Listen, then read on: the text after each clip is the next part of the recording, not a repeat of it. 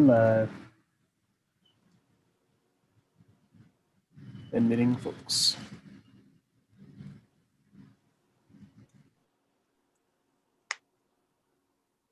Welcome, everyone. We'll wait just a few more seconds to let everyone get into the meeting here. Thank you for joining us today. It's a nice, pretty, bright, sunny day after our snow yesterday. If anyone got some snow, I know I got some down here in DeSoto. So, all right. I think it looks like most everyone who was already in the waiting room is joined. So thank you for joining us today. Just a few little housekeeping things. We ask that you keep yourself on mute, especially since we have a lot of people today. If you have any questions, you can put them in the chat and we'll get to those as we can. Also, this meeting will be recorded. So if you don't want to be recorded at all, you can go ahead and turn off your video. And let's see, we got a few more people, so I'll repeat that just for the people that came in. We ask that everyone keeps themselves on mute. And also this will be recorded and any questions can be put in the chat. And I'm going to turn it over. Sorry, I'm Vanessa from the Dallas Public Library. I guess I should introduce myself. And I'm going to turn it over to Helen with the Dallas Environmental Equality and Sustainability Department. And she's going to tell you a little bit about what they do and introduce our wonderful presenter for today. Thank you. Thank you, Vanessa. And I am super excited to be here this morning. And I'm glad that we have a lot of sunshine because there's going to be a lot of warmth in today's presentation. It's going to be tremendous. And so I'm going to hurry up and go through my introduction so we can get to the good stuff. So my name is Helen Dulac. I work for the City of Dallas and the Office of Environmental Quality and Sustainability. And I am super excited I have the wrong thing up here. I have the Earth Day every day. I'm super excited to be partnering with the Dallas Seed Library on our series called Grow With Us. That is every Monday at noon, except for next Monday because it is Martin Luther King Day and it's a holiday. So we will not have a program then on the 18th. But anyways, just to give you a little bit of information about environmental quality and sustainability, because you probably never heard of it before. It started back in 2004, and we were called the Office of Environmental Quality. And we worked really hard for 4 years to help the City of Dallas become the very first city in the United States to achieve a special environmental certification called ISO 14001. And what that means is we looked at our operations across 14 major departments in the city to see how we could still deliver service and lessen our impact on the environment. So we looked at the vehicles we use all the way to the paper we put in our copy machine, and we made changes. And we continue to make changes every year to help keep this designation. And we are actually audited every year to keep this designation. And another interesting thing about it is that this is Dallas, Texas we're talking about. This is not a city in California, not a city in Colorado, not a city in Texas called Austin. It was Dallas that achieved this first. So Dallas does have a history of being green, and we're working hard just to go greener. Now let's fast forward 10 years to 2018, and a lot of changes happened to this department. There was a restructuring in the city, and we actually doubled in size. We absorbed some other environmental operations, and we grew to over 100 employees. And to reflect that change, that's when we changed our name to Environmental Quality and Sustainability. That year, we also created a new combined outreach and engagement department that I'm a proud member of, because we included water conservation and zero waste into our sustainability education.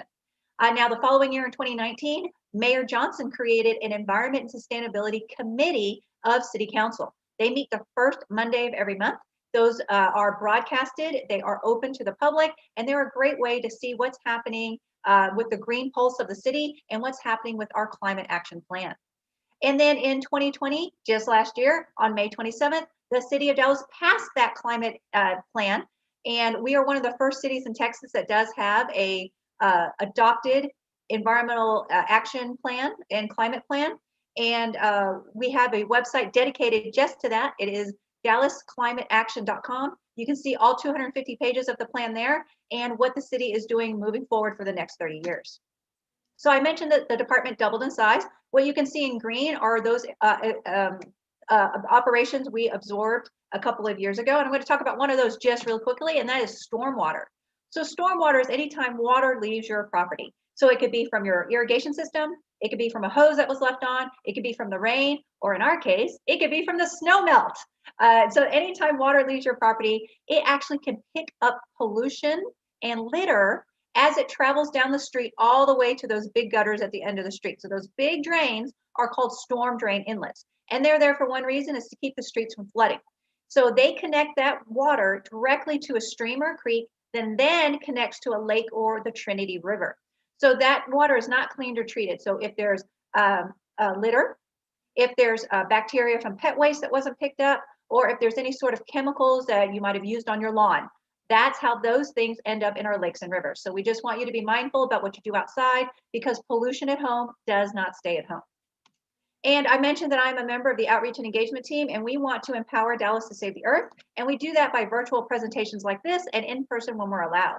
We have a lot of materials for students from K to college, and we can speak for free, like for your HOA. If you have a club or organization in the city of Dallas, you can reach out and we can speak to those groups for free. We talk about environmental topics from A to Z, all the way from air quality to zero waste. And we also host some of our own events. Our most recent one was in November, was the WaterWise Landscape Tour.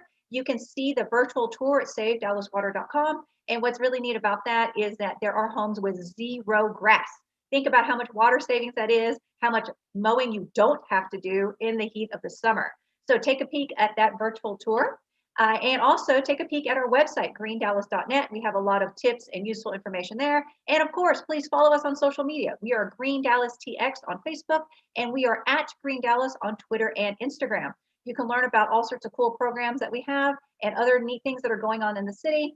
And if you ever have a question for me or any of my coworkers, simply drop an email to greendallas@dallascityhall.com, and someone will get back to you. And we look forward to hearing from you.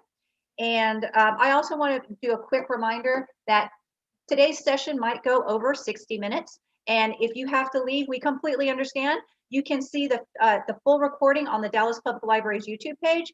Plus, if you pre-registered for this session through the library, you will get an email in a few days that will have a link where you can download this recording and keep it as a reference. Refer back to it, share it, different things like that, so that you can watch, and also you can watch it on your own time. So when you do pre-register for any of our Grow With Us series or Earth Day Every Day, that is an added benefit and bonus for registering for these classes. So it is my great pleasure to introduce our speaker today. Darcia Houston has a passion for holistic health and wellness, family empowerment, nutrition, farming, horticulture therapy, and permaculture. She graduated summa cum laude from Paul Quinn College, and her areas of focus were health and wellness with an emphasis on nutrition. She has certifications in conversation coaching, horticulture, food handlers, and international resilience training for permaculture. As a result, her mission is to inspire healthy habits as a health coach, a motivational speaker, a panelist, a farmer, a curriculum creator, a teacher, and a manager of a few local farm-to-table markets. Her vision is to holistically and unapologetically empower individuals and encourage neighborhoods as they transform into health-conscious communities.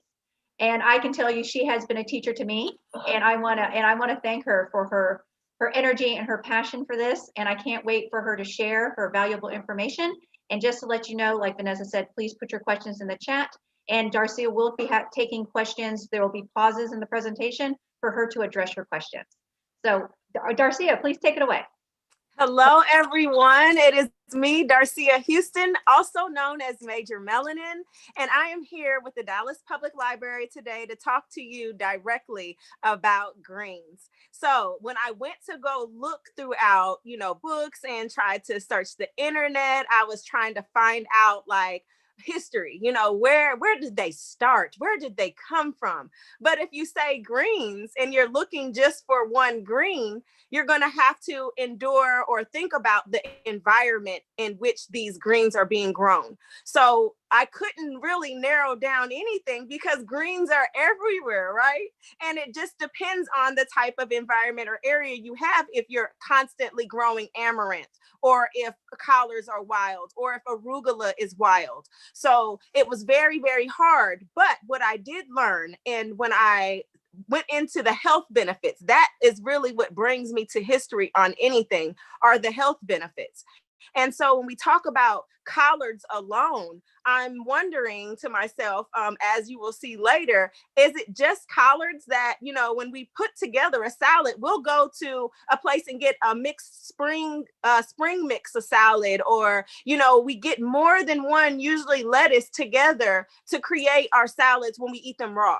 So if we were to, maximize and add a few different ones like collards and mustards and turnips and arugula, you might be able to get a maximum amount of nutrients. And that's what we're going to learn today. So if you eat just one cup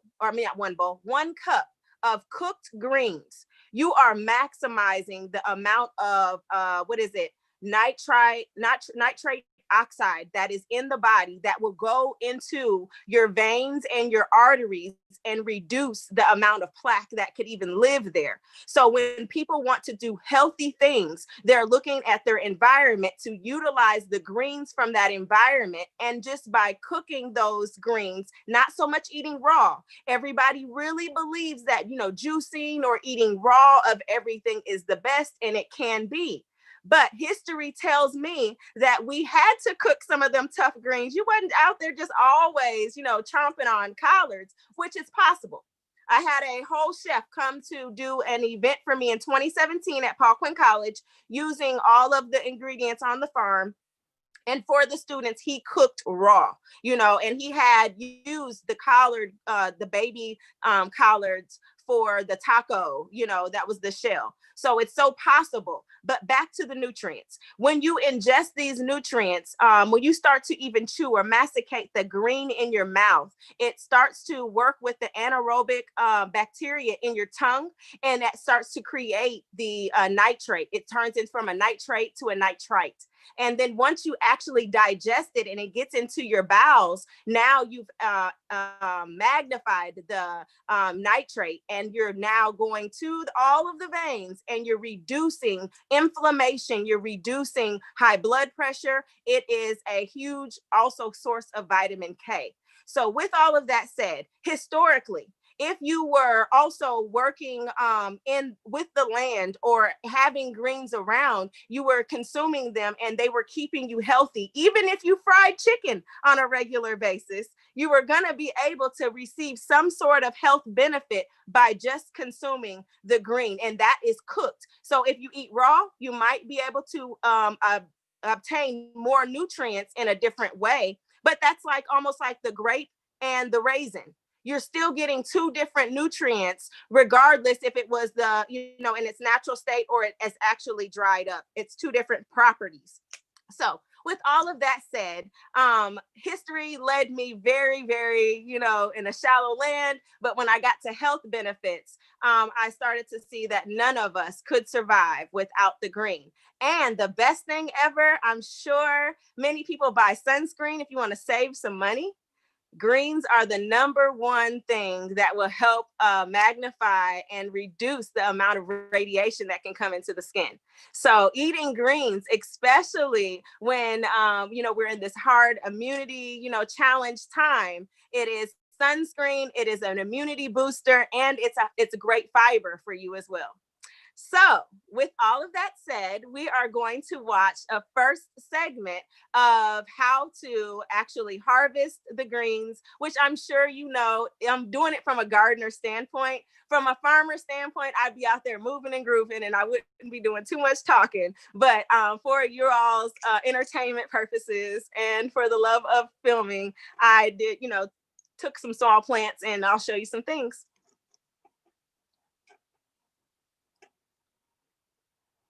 Harvesting collard greens. So right here you have some collards.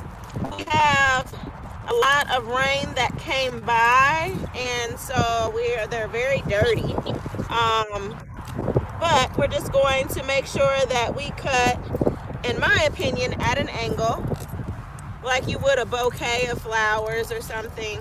But as you can see, all of the dust and dirt from the rain that we just had I am trying to get the lower leaves. That helps invigorate growth. And it's also just like yourself. A good haircut, a good shampoo, makes you feel good. So they want to get off some of their older leaves or bring about new life.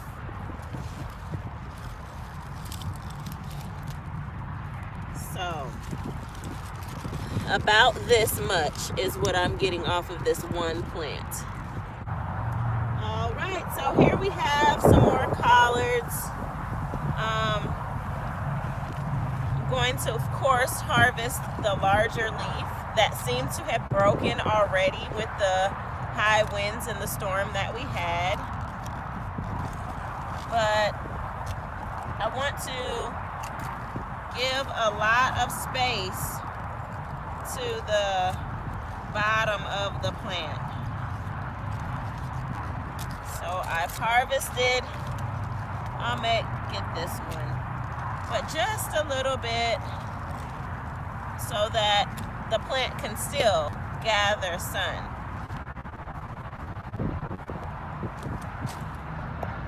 Moving over here to this collard. It's got some babies under here that I can see when I'm harvesting around the base of the plant. So I got a few off of here. Here we have another beautiful collard green, and it's very healthy, it's very tender. I'm gonna harvest it, I want it.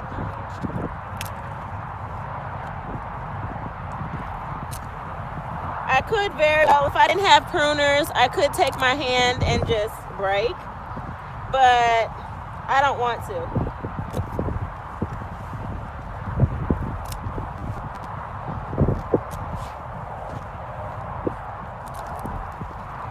Look at these good old tender tenderonis.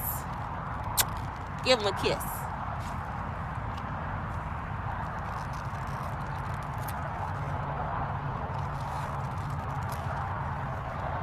I'm also trying not to step in the bed, but as you can see, sometimes you just got to. And then we have another one. I'm gonna harvest off of this one.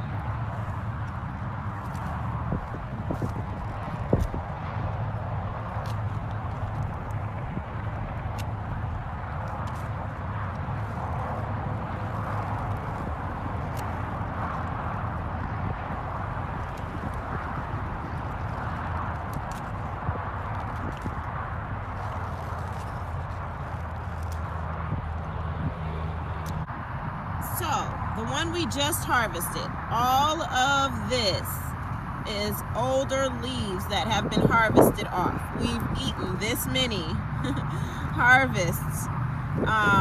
It's a lot taller than others, as you can see right next to it. This one didn't really grow as high, and we haven't really harvested that much off of it. So that one across the way, you can see that these two have been harvested heavily.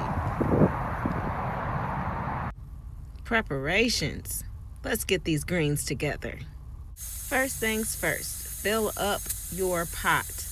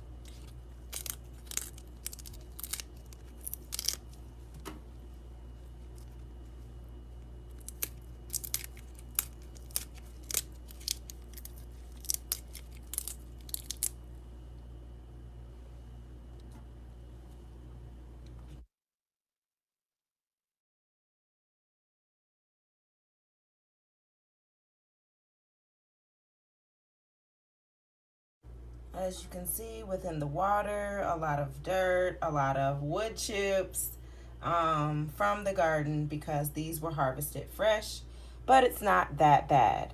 And then you can see this is the yield. This is what we did not get. It's about 20% of the crop. So that's a good yield to have. And over here, you can see here's what we have. The problem is it's not enough. This is not enough for a family of four. I gotta get to the farmer's market. Let's go.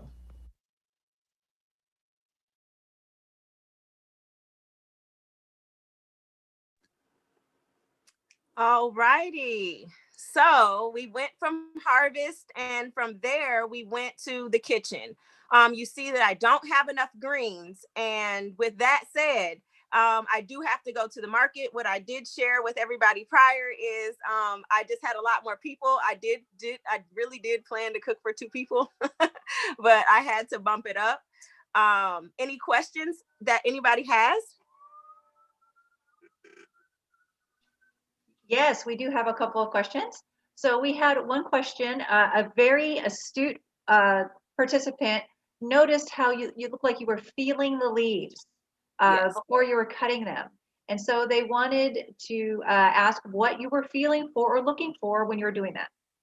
So at one point of time, that bed had a lot of they had a lot of damage, and I mean just a lot of insects. And so I just wanted to see if that was dirt or if it was, like aphid eggs, or what could be on the bottom. So I'm always trying to rub the bottoms. And then even if you are washing or even partly boiling your leaves, and they might have maybe a spider web or something on them, you have to really roll that off because it will maintain throughout all the vigorous, washing. So I'm trying to see if I'm alarmed before. It's almost like a raccoon, eating their food, like, let me taste it. I'm trying to see if I need to be alarmed. I'm very interested in how the leaf feels. When I got to another particular variety of collard, you notice that I touched that one a lot more because I loved the way it felt.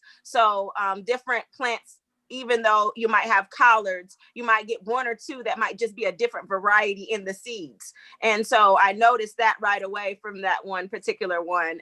And he was so clean that I didn't really need to rub for, to see what was going on. I just really loved the way it felt. All right. And so speaking of the leaves and inspecting the leaves, are the yellow leaves still nutritious? I don't think that they're as nutritious. I think that anything that is losing its melanin, losing its color, losing its chlorophyll is telling you something is wrong. However, it's almost like purchasing or buying, some chicken or something, and you don't like the way that little wing looks. You might just cut that one off, and you still, cook what you think would be the best selection. But no, I do not believe that anything decaying is more nutritious. But back to what we were saying earlier, I do believe it might have a different nutritional property because it is yellow, because it is going a little more on the bitter side. That might be more for the liver or a detoxification in that way. So I'm not going to 100% discredit it, but for the reasons I need it, no, I don't think it's more nutritious. All right. So do you cook the yellow leaves? I will cook the yellow leaves. If I couldn't go anywhere and find, all of what I needed, I would have kept a little more of the yellowing or the things that I tore off. All right. And so I think a lot of people are really fascinated with how tall some of those green stalks got. Because, if you haven't grown greens in the past or kept them that long, you've maybe never seen that before. So is there any sort of rule about how tall the stalks can get before they're too tall? No, for me, no. What I would like to do, the way I have those beds are kind of healed up because they're huge beds. I would like to add more nutrients, to to help the plant not struggle so hard. I know the rooting system is where it gets everything, but I would want to try to cover, give it a little, she's naked out there. She maybe wants some clothes on. I don't know, but I don't think there's anything wrong with how tall they'll get when they start showing me that they're not producing correctly, when they start showing me that they're sick because they have, aphids or some sort of disease on them, some sort of insect on them. That's when I get concerned on any plant. But I don't care how the aesthetics of it. But I am looking for the signs of disease. All right. So on that topic, is there anything you can do to underdress the collards to minimize dirt splashing on the greens? Yes, I could have put more mulch or wood chips down. I run a garden club with the Highland Hills through Lone Star Human Services, Allie Scott. And when you are, I should just say, I don't know how to say it, but I guess I could say in the space of adding leaves to the ground, when we are raking up these leaves, they're really called leaves.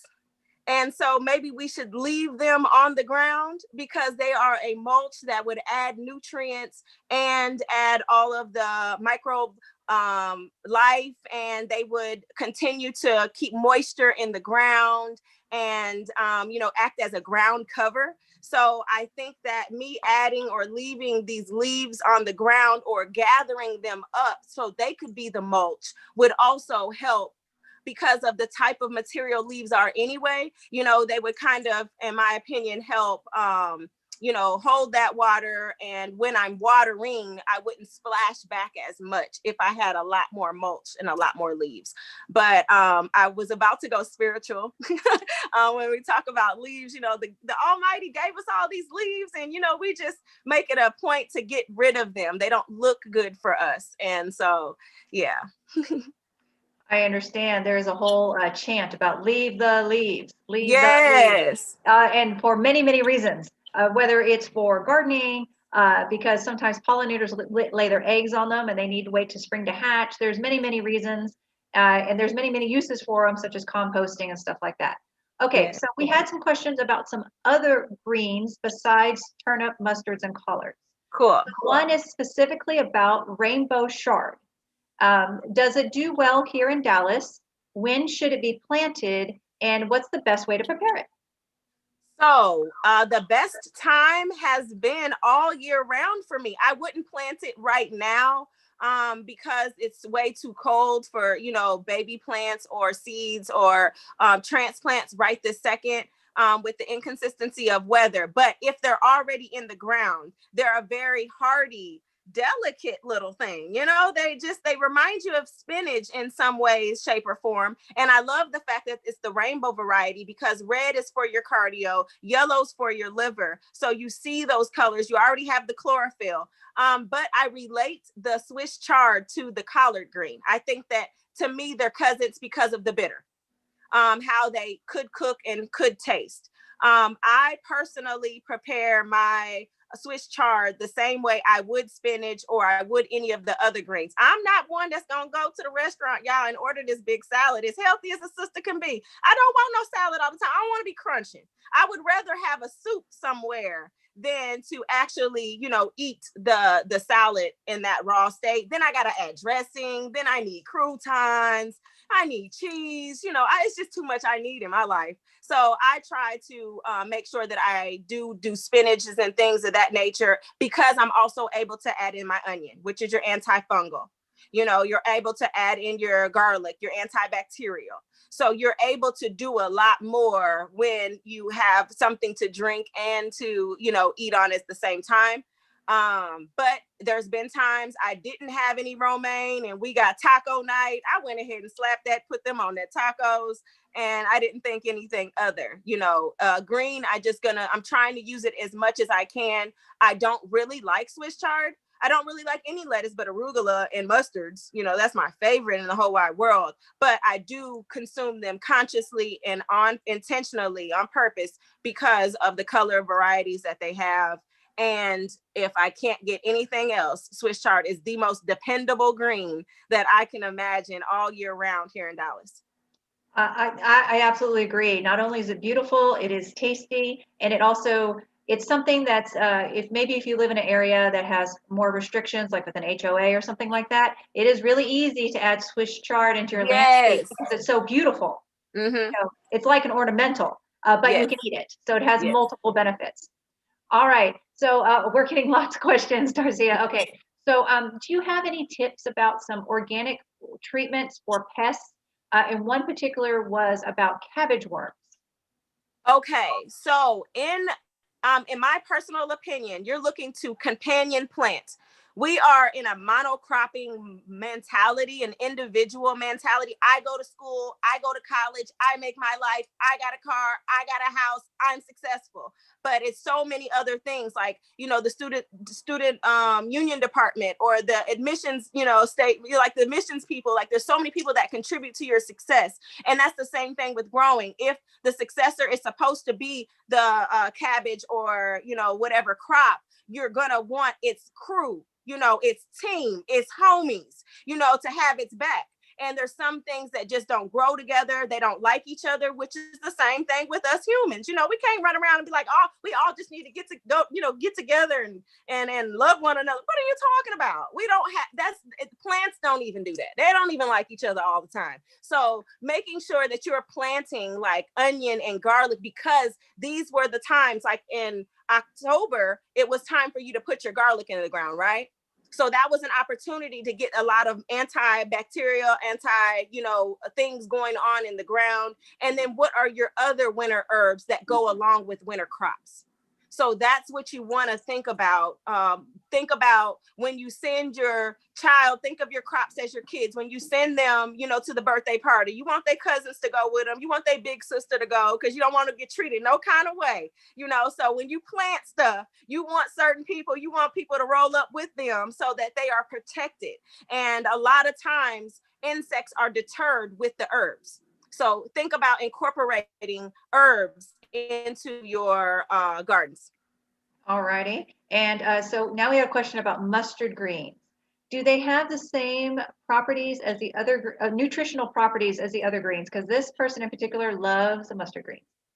I think that they all have a different level of nutrients that they bring to the table, because mustard greens has a lot more pepper or spice, you know, to it. In my opinion, more digestion could take place, and it's a lot thinner than that collard green. So it's a more instant nutrient benefit for you. I crave mustard greens. I like them red. I like them, you know, broadleaf. I like them any kind of way.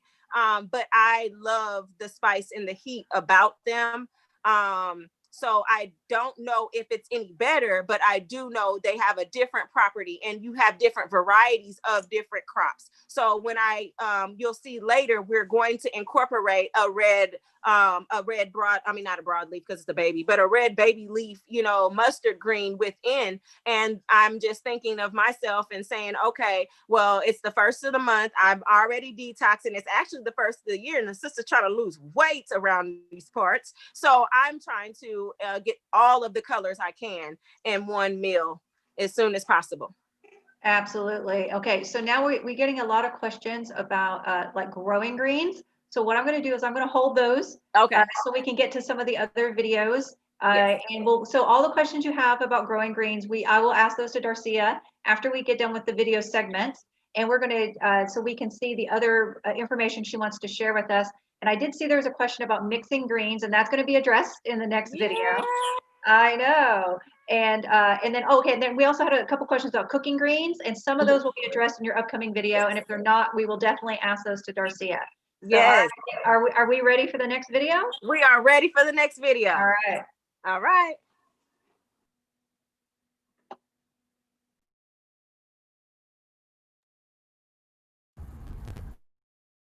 Support local farmers and gardeners. I'm headed down to the Dallas Farmers Market.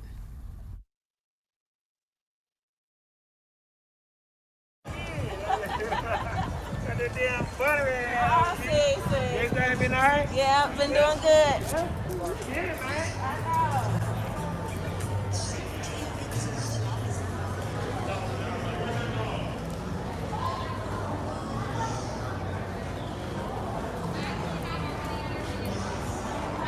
next to him, shoulder to shoulder.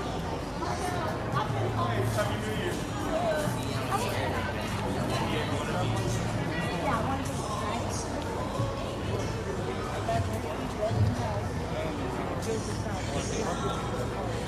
I'm able to shower. Like they only have one vegetable vendor.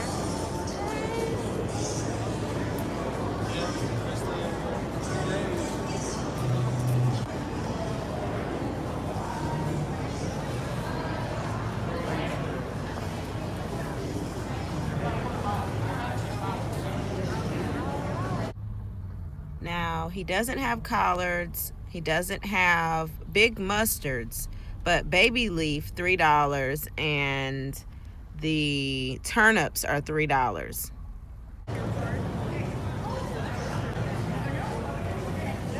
Let's go on the inside.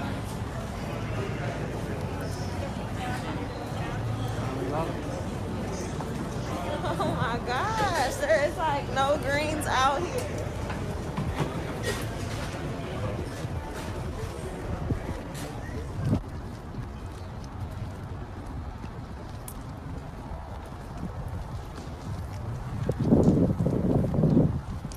Most vendors don't come back until they take January off, and they don't come back until February.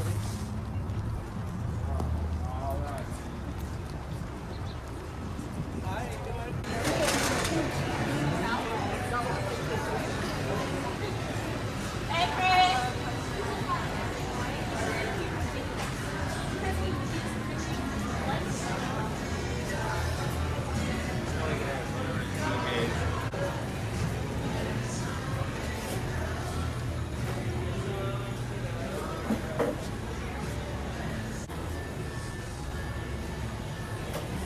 Okay, they got some greens, but they kind of sad. I don't think they're not crisp. Okay, so they got some local ones from Owenwood Farm that we can get. Yeah. Local from Owenwood Farms. You've seen me on the tractor out there, so we're gonna get some of these to help supplement with our meal.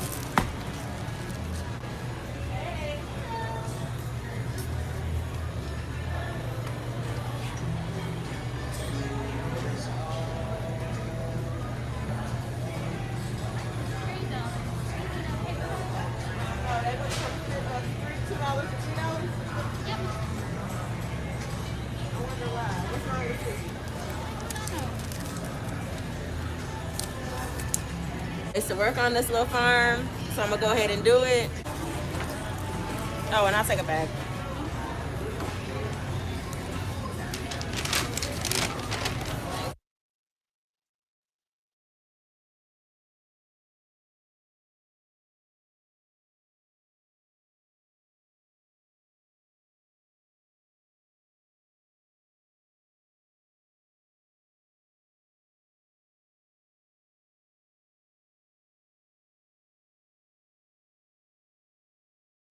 All right, so now I'm gonna show you how you can harvest the mustard greens. These are mustards. Chives are within the mustard greens, which helps with pest control. And you're gonna go to the base of the bigger leaves, and you're gonna cut the bigger leaves off. It's gonna be a clean cut, and you wanna leave a lot of room for sunlight to get into the youth, help out the youth, want the baby leaves to grow very well as well. So I'm gonna use multiple plants to harvest. Oh, there's a big leaf right there. So your goal is to find the biggest leaves, and at the same time, you're paying attention to what greens are not looking the best. So I'm gonna put that bunch right there. I'm gonna put my shears on the ground, And I'm gonna come through and I'm gonna get the leaves off that don't look that well because they're taking up nutrients for no reason. So we have a lot of stagnant growth in some of these leaves that we need to get out of here so that the plant doesn't spend time giving nutrients and trying to repair greens that do not benefit us. Also, you want to get the leaves out too. So maintaining the garden is about cleaning and grooming the plant and the area around it. There's a bag for trash, which is actually compost. And we have a bunch of mustard greens. When all else fails, definitely go to the grocery store.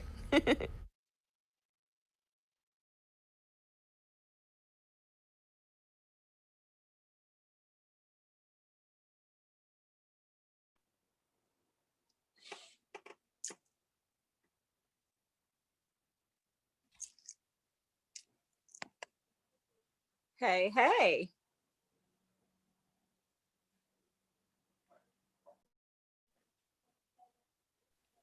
Hi, can y'all see me? Absolutely. Looking Okay. good. All right. Awesome. So you were visiting the Dallas Farmers Market, correct?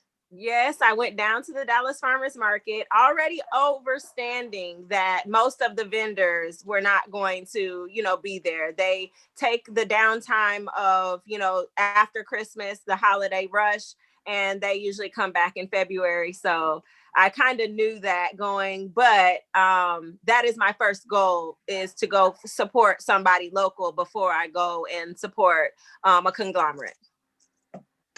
And also, in case people didn't know, all farmers markets are deemed essential, just like grocery stores, so they can stay open with all the pandemic and different things like that going on. So, and also, there's more than just the Dallas Farmers Market, right, Darcia? Where else? Oh, yes. There's a lot of markets all throughout Dallas. I just went to the Irving market on MacArthur in Las Colinas, 161 in MacArthur. They had a fabulous market. I think I went there Saturday. I've also been to markets like Good Local Markets. That used to be the local market that sponsored Paul Quinn College at one point in time. There's a holistic market out here. Serena Daniels runs that market. But so many people are popping up and doing different things. My favorite market in the whole wide world, because I love the culture, the background. I love everything about Pan Africa. Those markets go, they be there. They have all the food, they have the music, they have the culture, so it just really, really makes you feel at home. They do the drum circle. And that's where we were able to successfully sell, like last minute, all of these greens that we had a few weeks ago. So it is a very flexible, but cultural place, and I really love that market as well. But Dallas Farmers Market, it has this thing, it goes down, especially when it's, the weather is better and it's, February, March time, but especially April, it's really nice, but you just can't park out there, let me tell you that. So, that's the one thing about there, you just really can't get in where you fit in all the time, and you'll create road rage trying to, be a wonderful supporter of the land, but if they had the opportunity to publicize more the bus route that they do offer, for people when COVID is over and all this other stuff, that would put them on the map, for people to be able to know, I can go in here and park instead of driving my car around, almost hitting everybody, but it's a great place. I also wanted to, I know you all saw that I went into the market and the prices were higher. And I wanted to address that in not a negative way, because what farmers do, they don't get paid enough for. And especially if, the overhead of an institution or a place sometimes adds, the taxes on to what farmers actually do. But the disheartening part about Dallas Farmers Market for people like myself, or, you know, common people that don't live down there or don't have the transportation and are impoverished. You can't really use your EBT card, your SNAP card, your food stamp card down there. You know, you don't really fit in that way. And then the prices are higher too. So it kind of sometimes takes away from, you know, that particular demographic, but it is the best nutritious, you know, choice, in my opinion. It's the sacrifice that one should make. If nothing else, just to go down there and learn who does what and what they're growing and know what's in season. So then, you know, you can be healthy. Absolutely. You bring in some good points. And I do know that there are some WIC clinics that are hosting produce markets for the people who frequent those clinics, so that they can get the access to those nutritional foods with all those benefits. And of course, as you know, eating seasonally is actually something that a lot of people aren't used to, because we're so used to going to the store, and you can get bananas year round. You can get strawberries year round, but here they don't grow year round. Right. We're so spoiled. We are so bougie.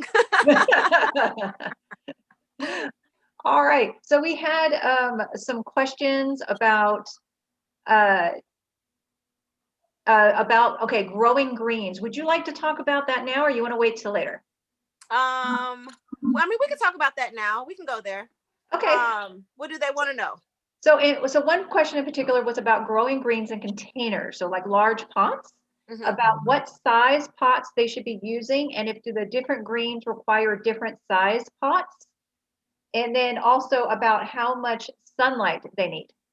Oh, maximize your sunlight for your greens, because we are really at a time where we don't have a lot of sunlight, which is why we are in winter. So the greens need the maximum amount of sunlight for photosynthesis, and that's how you're getting your nutrients. So the most of sunlight that you can give your plants that are they're not succulents, you know, these are plants that are needing to be outside in the soil, in vibration, in the wind, in the elements, and all of those properties together give you a nutritious, you know, plant to nourish your body with. So maximize the amount of sunlight, reduce the amount of artificial light. You know, if you have the option, choose sunlight over artificial. If you have to compensate with artificial, do your thing, whatever you got to do to, you know, make sure that you can grow something for yourself.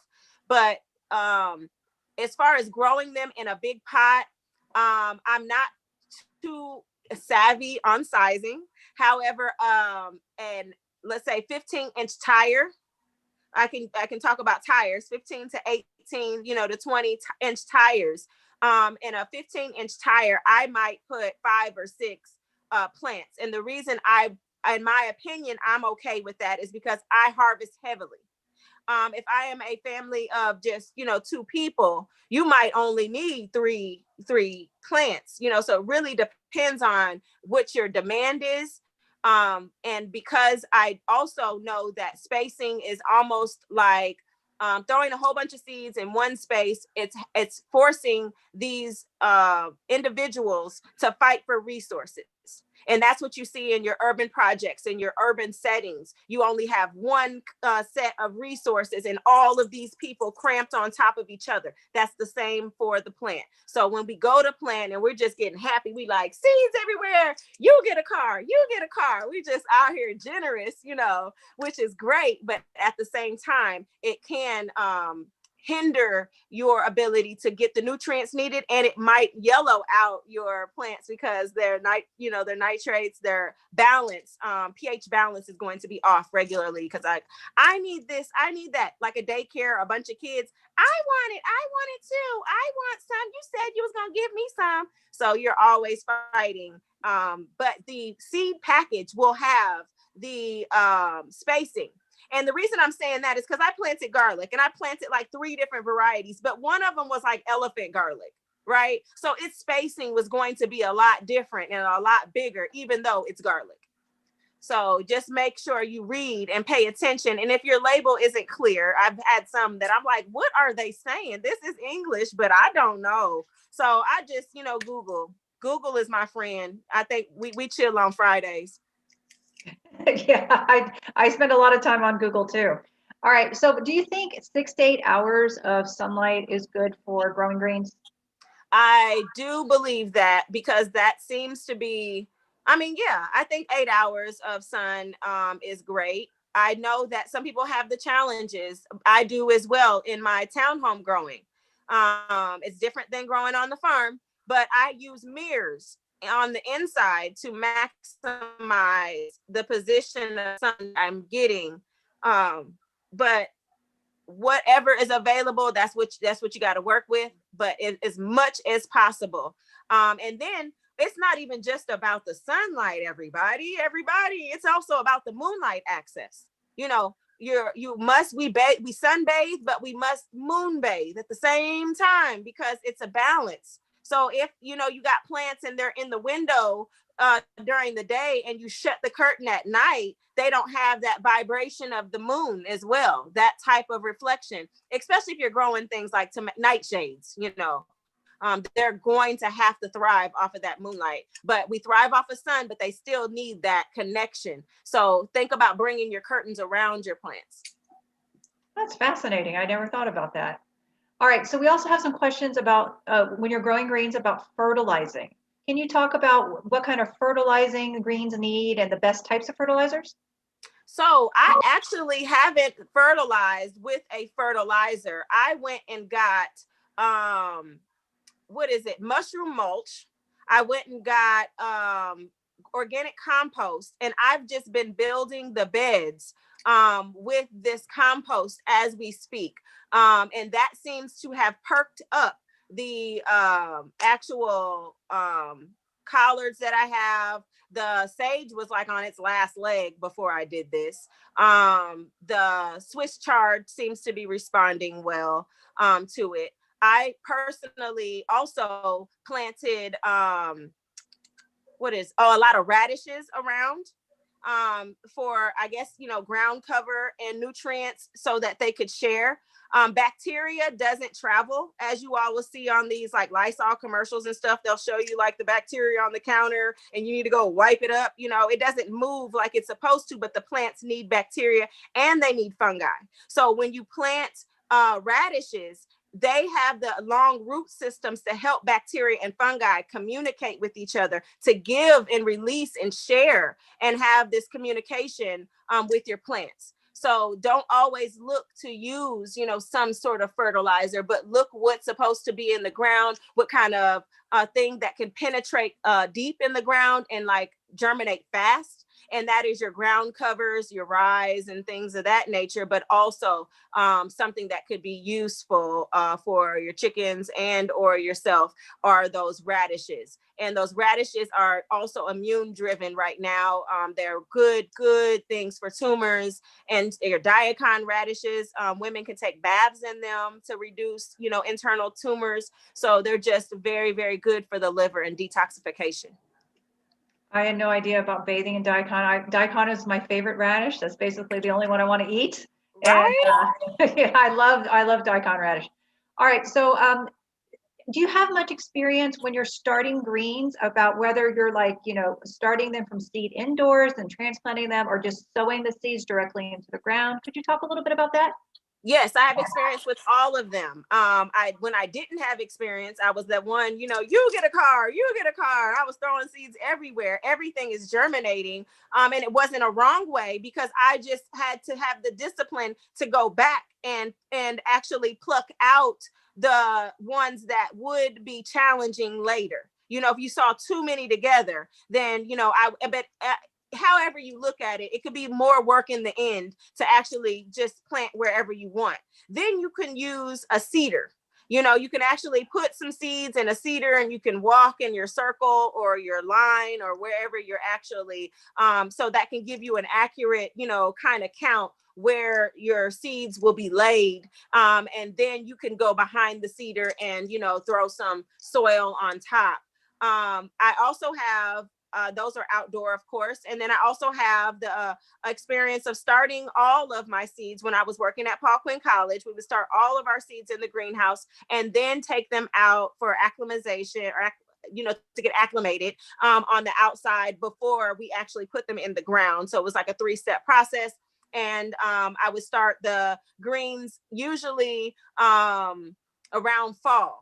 Around the time we're putting garlic in the ground, we already have some crops in the ground out that are collards and greens, but I'm also starting new ones because you have that late fall harvest that you can have. And then you also want some new ones to go into the ground when spring comes. So it's almost like you are preparing to send your child to school. You want them to have, that you want them to be rooted in the idea or planted and the notion that they are supposed to, transition out your house, and then they're going to go into the field, go to college, or, go off into the world. So it's a very calculated opportunity for you to get in tune with nature and the universe, for you to say, oh my gosh, we are I can read the moon. We're going to get some rain the next day or two. And, I'm going to have to hurry up and plant this so they can get all this natural rain. It's just, you could be very strategic, but it puts you in line with the universe and what it will accept and what it won't.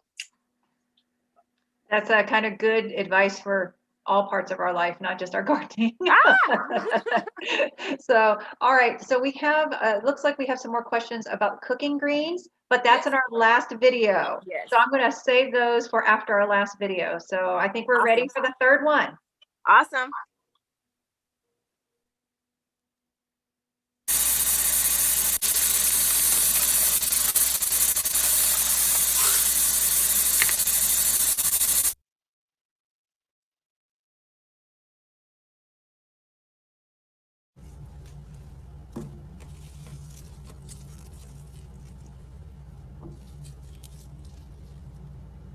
This is the one bunch that we're walking away from. As you can see, I can pretty much hold this in my hand. Let's see how much it weighs. Okay, so this weighs 9.75 ounces or 9.8, and the actual bowl is 4.3. So it's a very, very small amount that you will receive. Probably for a senior living independently, or someone who doesn't really like a lot of greens or need them. A larger yield.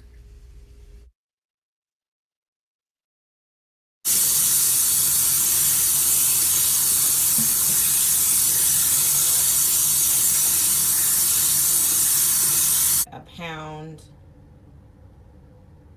2 ounces approximately. And then here is the yield. So it's a really good bunch. So now we have collards, we have turnips, and now mustards.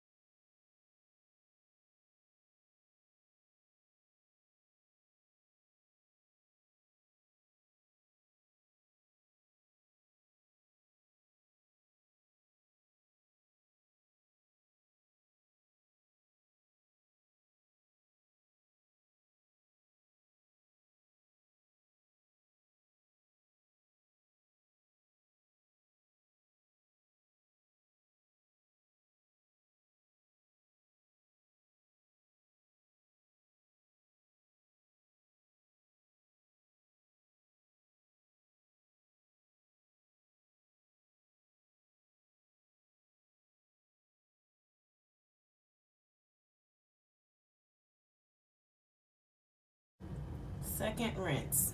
It is still a little murky, a little gritty, so I'm going to rinse them for a third time. Alrighty, so here's the third rinse. It's more of chlorophyll. It has no dirt in my opinion. You have particles from the leaves, but I am very satisfied. I take it out of this water, put it over here, and rinse.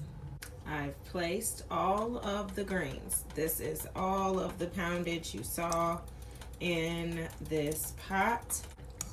So once the water is hot, they immediately start cooking, start breaking down, and you can continue to press down.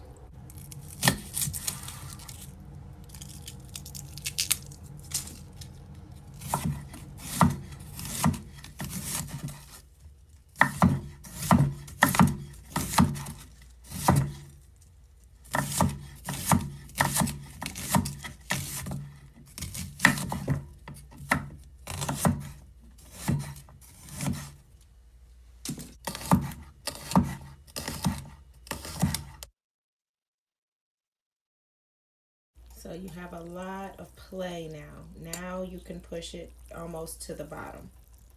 All because your water was hot when you initiated putting the greens in. So now I have a lot of play. It still hasn't come to the boil I need, but what I'm going to do is add in the vegetables.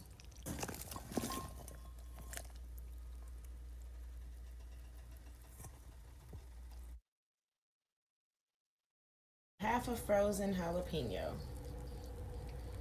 1 tablespoon of hot sauce,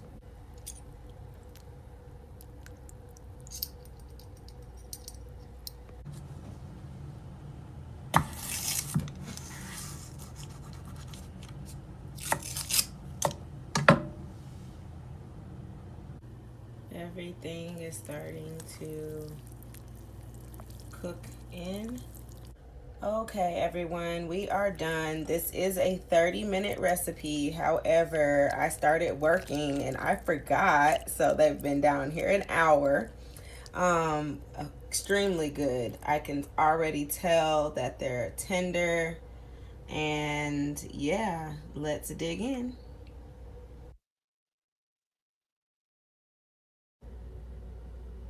All right, this is my second bowl, and they're very tender, very cooperative, and very good. But I will be eating these for the next 2 days. I think my kids might eat them tonight. Thank you for watching.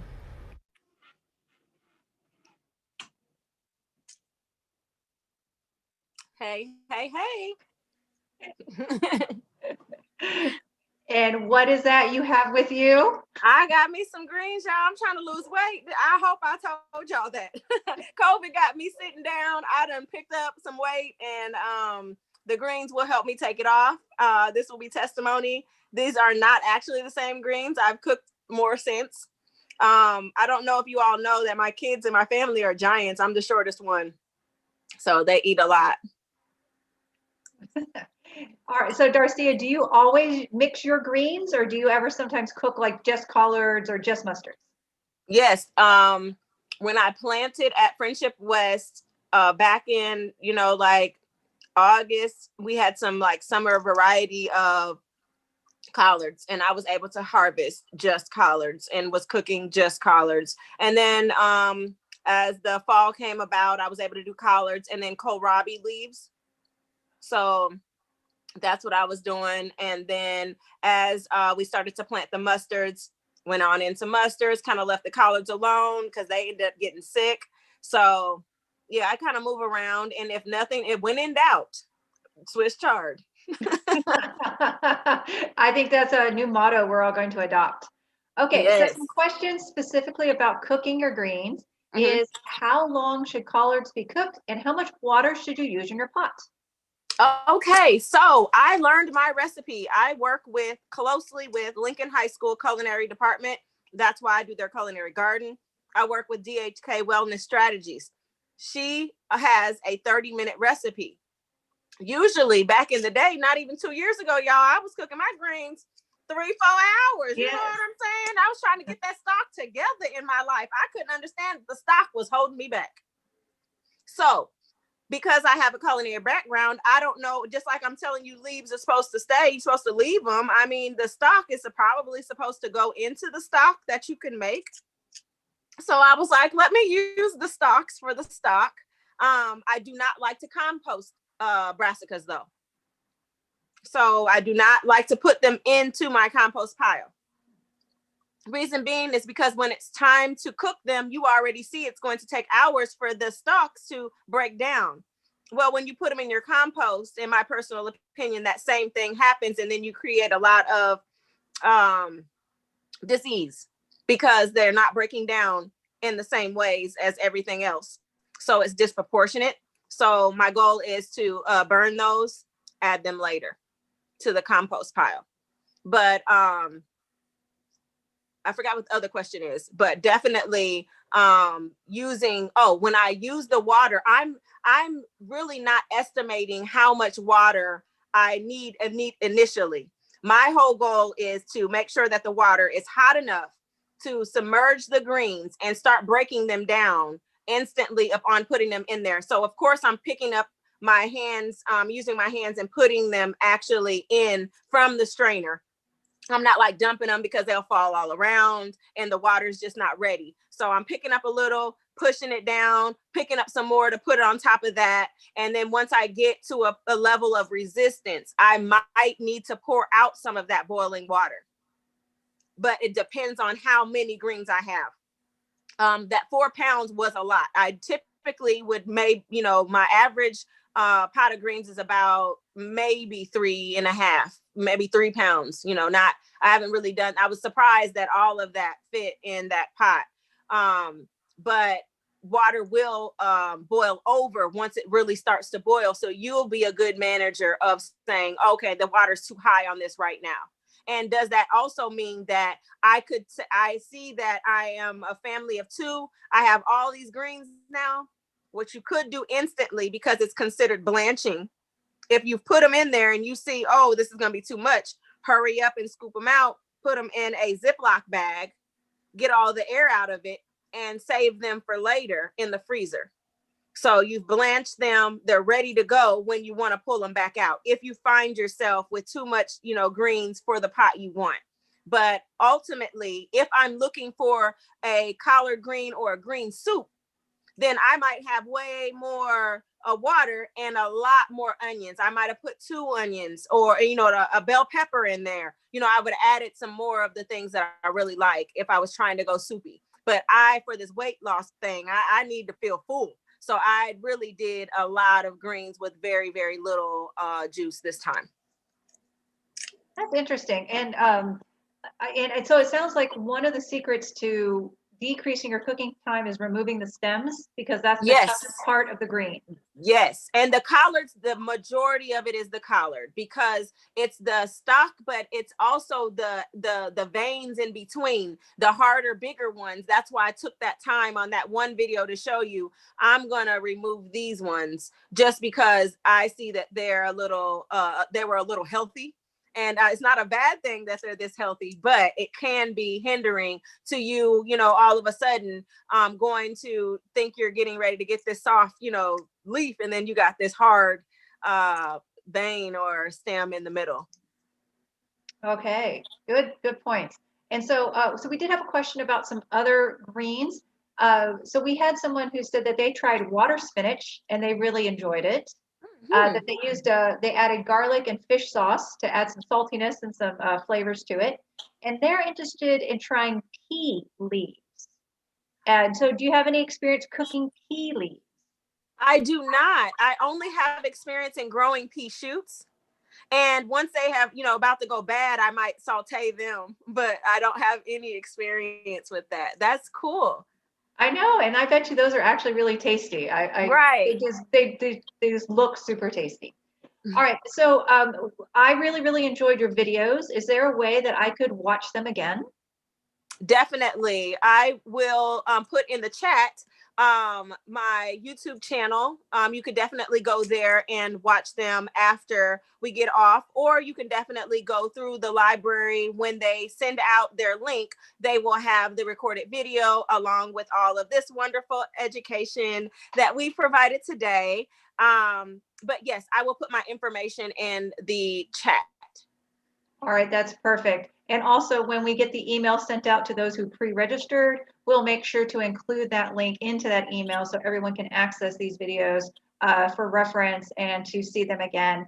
Because I have to admit, I've honestly never taken that much time in the preparation of the leaves of my greens.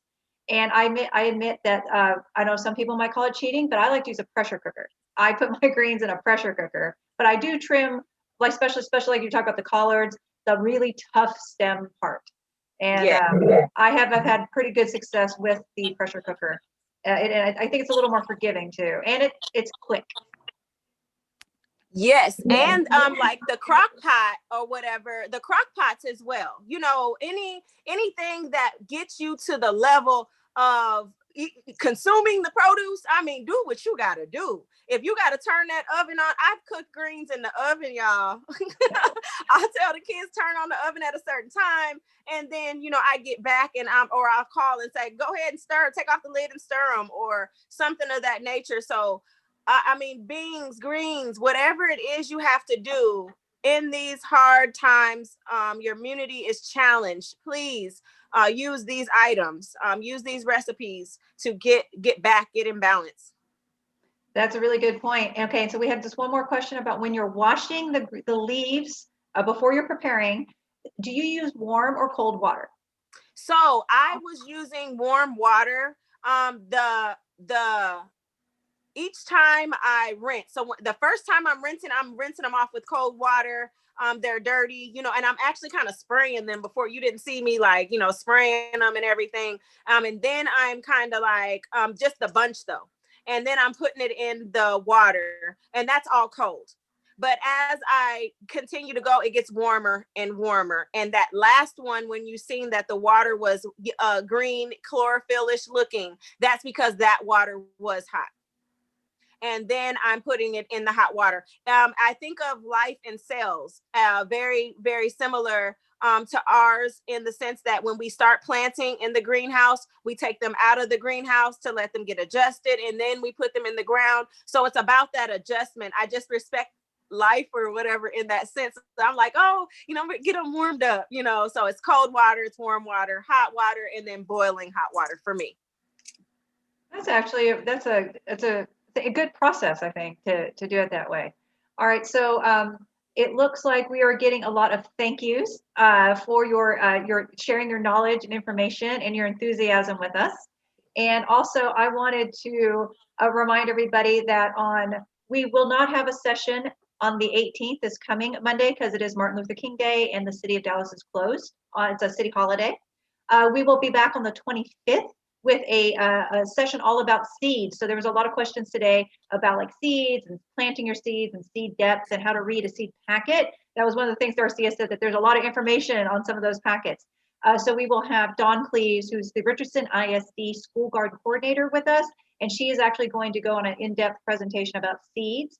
And also there will be a tour of the Dallas Seed Library. So the Dallas Public Library actually has a seed bank, and they give you free seeds. And usually it doesn't really matter if you're a library member or not. You can request the seeds. They can be delivered to different branch libraries where you can pick them up curbside. And you can also go to the Central Library in downtown Dallas to get those seeds. Of course, the seed selection is limited. And also they do accept donations. So you'll get to see a tour of the seed library on the 25th and learn a little bit more about that. Of course, you can request seeds at any time. You don't have to wait until the 25th. And also, Darcia is going to be joining us again on February, I believe it's the first Monday of February 2nd, yeah. I believe. And there we're going to have a special kickoff to Black History Month. We are going to have a special panel to talk about the contributions of Indigenous and Black people to farming in basically the United States, in Texas, and in North Texas. So we're going to have about, I think, 5 or 6 members on panel. There will be a special guest moderator for that session. So it's going to be fantastic. We really want you to come back and enjoy that. And also, Vanessa has been working hard to find some historical photos from the library archives of Black farmers in our area. And I got a sneak peek of a couple of them, and you don't want to miss that. Those photos are very precious photos. Wow. So we just launched a quick little feedback poll. So if you don't mind to please give us some feedback so we can bring the programming that you want to see and provide you with the best product possible. It is only 3 questions. And with that, if we have some more information in the chat about, you can send an email to seedlibrary at Dallas Library number 2, DallasLibrary2.org to get more information about getting seeds, if that's what you like, or even donating. And then I have a link in the chat about registering for our seed session coming up. And pretty soon we'll have registration open for that February 2nd panel about the Black and Indigenous contributions to farming. And Darcia, do you want to take us out? I sure will. I wanted to give you a cool fact really fast about greens. Back to the 1 cup. Did you know that 1 cup of cooked greens could definitely satisfy your vitamin K nutrient intake by drastic measures? So it is very important for that. And once again, I'm so thankful to have been a partner with the Dallas Public Library, to be able to talk to you all about greens, to be able to cook greens. There's various different ways to do so. There's more than one way to make a lasagna, and I bet you they'll all be good. So if you have any tips for me, or you have any further questions or want to connect, my name is Darcia Houston. That's spelled DARCIEA, Houston like the city. Major Melanin is one word. You'll find me on Facebook, Instagram. New at Instagram. I've been using it to follow my kids. But other than that, www.darciahouston.com if you needed any of my services. I am a curriculum writer. I have hip hop crop curriculum that will be rolling out for Roosevelt in the fall. So I'm so excited about that. And if you have any partnerships or anything that you would like to do, let's talk about it. Let's grow, everyone. Thank you so much. And on behalf of Dallas Environmental Quality and Sustainability and the Dallas Seed Library and the Dallas Public Library, thank you all so much for joining us today, and we will see you soon. Stay safe and stay warm. Mwah. Thank you.